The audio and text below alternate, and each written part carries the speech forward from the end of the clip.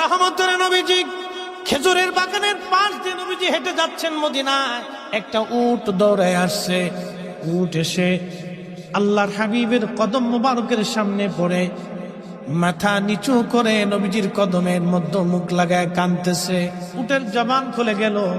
উট কাঁদে আর বলে, ইয়া রাসূলুল্লাহ, ইয়া হাবিবাল্লাহ, নবী গো, আপনার কদমে আমার আরজি। উট কি জন্য তুমি কাঁদো?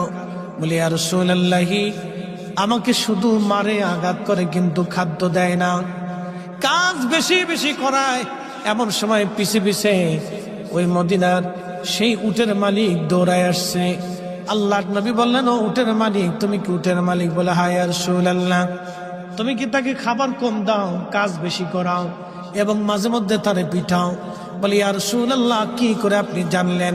বলে, উট এসে তোমার বিরুদ্ধে আমার কাছে অভিযোগ পেশ করেছে।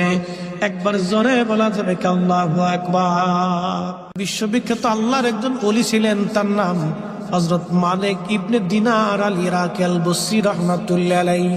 হযরত মালিক ইবনে দিনার তিনি প্রত্যেক বছরে মক্কায় হজ করার জন্য ইরাকের বসরা থেকে আসতেন।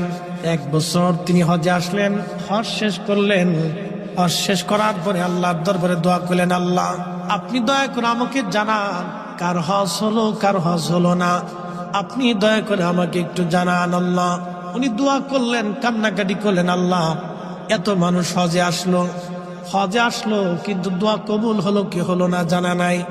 আল্লাহ রাব্বুল আলামিন রাত্রিবেলা হযরত মালিক ইবনে দিনারকে স্বপ্ন দেখাইলেন, মালিক রে, সবার হজ আমি আল্লাহ কবুল করেছি, সবার জীবনের গুনাহ আমি আল্লাহ মাফ করে দিয়েছি, কিন্তু একজন মানুষের দোয়া এবং একজন মানুষের হজ আমি আল্লাহ কবুল করি নাই, এবং একজন মানুষকে আমি আল্লাহ ক্ষমা করি নাই। লক্ষ লক্ষ মানুষ আমি মাফ করছি, কিন্তু একজনকে মাফ করি। তো মালিক ইবনে দিনার ইরাকি বসরি খুব চিন্তায় পড়ে গেলেন যে ওই একটা লোক যদি আমি হই তাহলে আমার জীবন বরবাদ হয়ে গেছে। ওলিরা তো সবসময় আল্লাহকে খুশি করার জন্য নিয়োজিত থাকে। একসাথে বলবেন আল্লাহু আকবার। ওলিরা কাকে সন্তুষ্ট করতেন? আল্লাহকে, রসুল। ওলিদের কাজই ছিল আল্লাহ তার রসুলকে খুশি করা। কত পদ্ধতি দিয়ে তারা আল্লাহকে খুশি করে, যত পদ্ধতি ছিল সব পদ্ধতি দিয়ে তারা আল্লাহ এবং তার রসুলকে খুশি করতেন। সবসময় তাদের কাজ ছিল আল্লাহ তার রসুলকে খুশি করা। আর আমরা হয়েছি ব্যতিক্রম, আমাদের কাজ হলো খালি শয়তানকে খুশি করা।